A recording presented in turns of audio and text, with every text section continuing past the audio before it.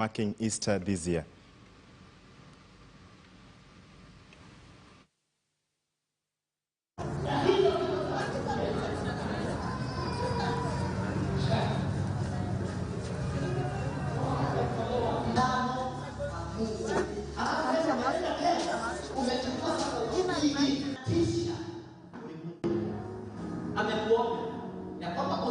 Leo hii tunasherehekea kwa sababu ya kufufuka kwake Kristo Yesu.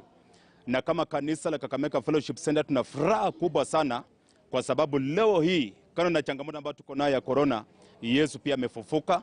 Tunaamini kwamba ataweza kutuwezesha na kutusaidia katika kipindi hiki cha corona. Na pia kama kanisa tunaelewa kwamba tungekuwa na sherehe kubwa, watu wangekuwa wamemwakika kwa wingi sana, lakini mnapotazama tumefuata sana maagizo ya COVID-19.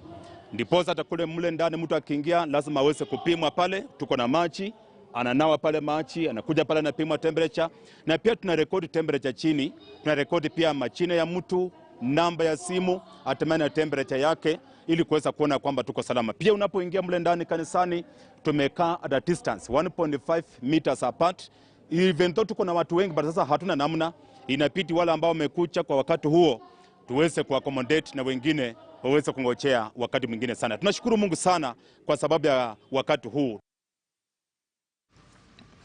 Thank you for staying with Weekend at 1. We are heading into a commercial break, but I'll be back with more after this. Do stay with us.